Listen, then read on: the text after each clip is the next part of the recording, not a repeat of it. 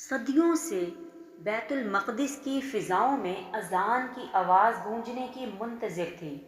وہ پتھر جن پر انبیاء نے سجدے کیے تھے اب ظلم، جنگ اور خون کے بوجھ تلے دبے ہوئے تھے۔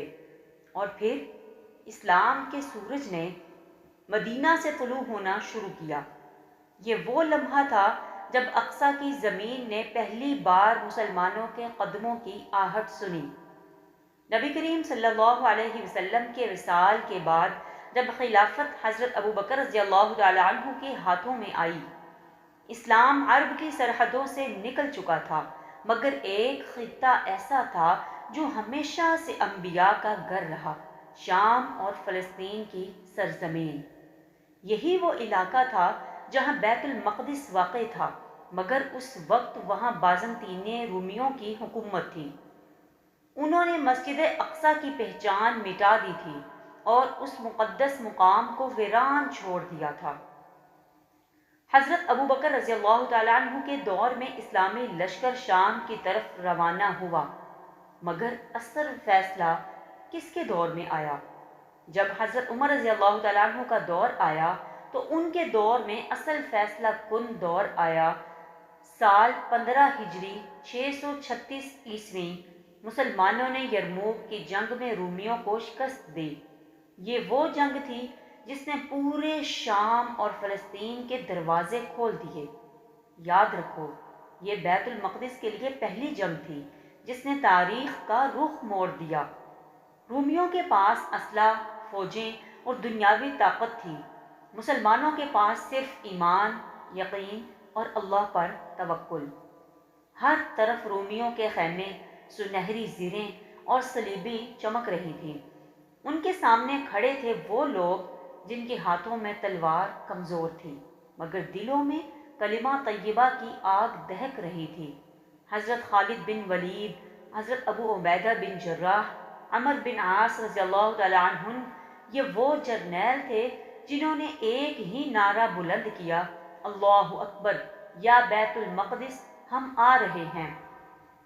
یرموک میں جب گرد چھٹی تو زمین مسلمانوں کے قدموں کو چوم چکی تھی۔ روم کی سلطنت پسپا ہو گئی اور بیت المقدس مسلمانوں کے دروازے پر تھا۔ سال 17 ہجری 638 عیسوی جب رومی گورنر نے دیکھا کہ مسلمان محاصرہ مکمل کر چکے ہیں تو اس نے کہا، میں صرف اس شخص کے ہاتھوں شہر کی چابی دوں گا جس کی صفات ہماری کتابوں میں لکھی ہیں۔ صفات کیا تھی؟ ایک منصف، عادل اور سادہ خلیفہ۔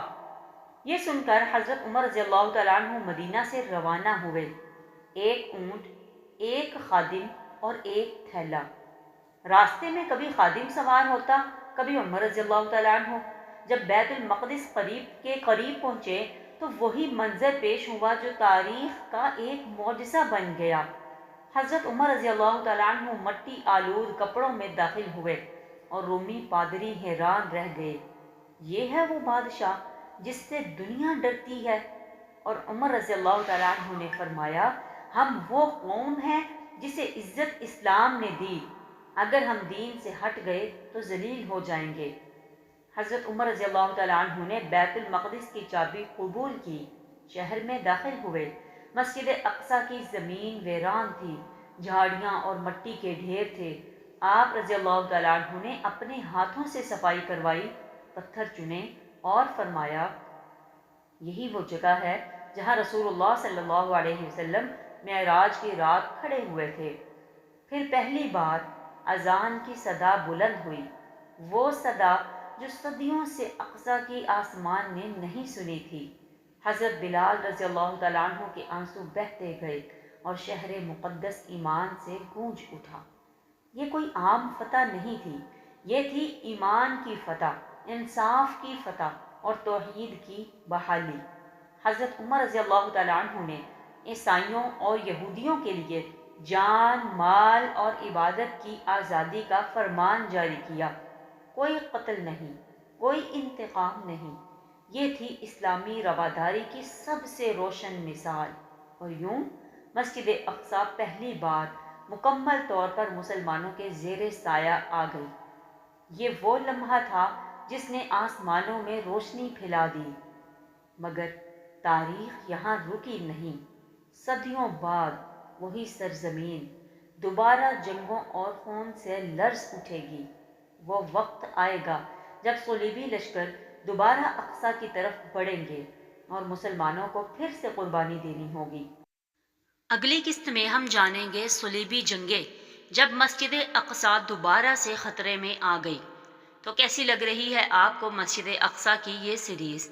ہمارے چینل کو سبسکرائب کریں، اپنے دوستوں کے ساتھ شیئر کریں اور کمنٹ سیکشن میں ضرور بتائیں کہ آپ کو یہ سیریز کیسی لگی۔